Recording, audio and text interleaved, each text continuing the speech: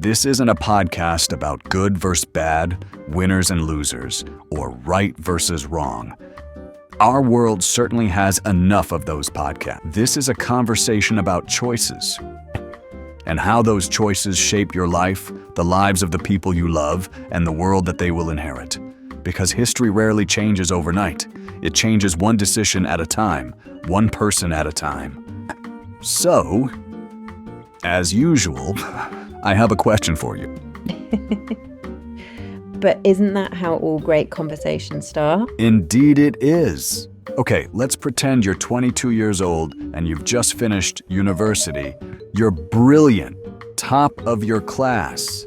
5 countries, count on. 1, 2, 3, 4, 5. 5 countries are offering you a college education and a visa. The question is, where do you go? Today or in the past? Let's say 40 or 50 years ago. The US without hesitation. Exactly. But what about today? Today, I would seriously have to think about it. Really? What's there to think about? The United States still has the biggest economy in the world.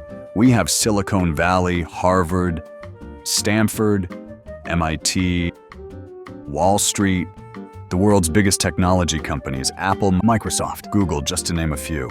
Even, for crying out loud, Hollyweed. What's there to think about? Simple. It's all about choices. There's that word again. Yep. You see, for decades, America wasn't just competing with the rest of the world, it was dominating. If you were a scientist, you came to America. If you were an engineer or a doctor, you came to America. If you wanted to start a tech company, America.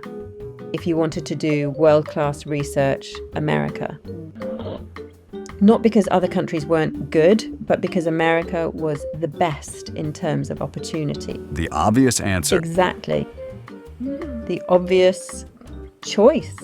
But obvious choices have a habit of becoming, less obvious. Yes, even with an obvious best choice, there are still other choices.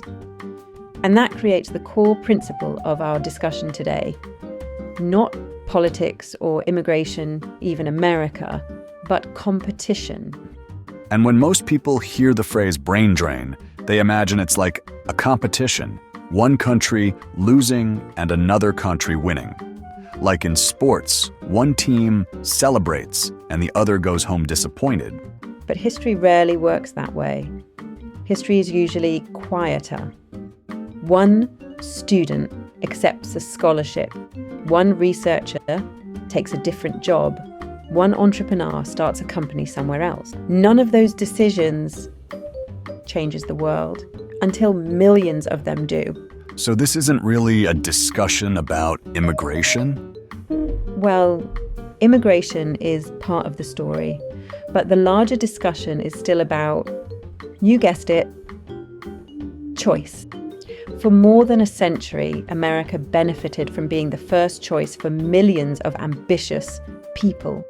The interesting question isn't whether America is still attractive, because it clearly is. The interesting question is, what happens when it's no longer the only obvious choice? That sounds less like a political debate and more like an economics lesson, maybe? It's a human story, Dr. Capo, a deep and intricate human story. Although we may eventually have graphs and publications and analyses to pore over, every great change in human history begins with the individual people making individual decisions. Where to study, where to work, where to raise a family, where to build a future. And if enough people start making different choices, then the world starts looking different. Not any better or worse, just different. I'm Dr. Capo. And I'm Dr. Singh. Welcome to Rhymes with Bucket.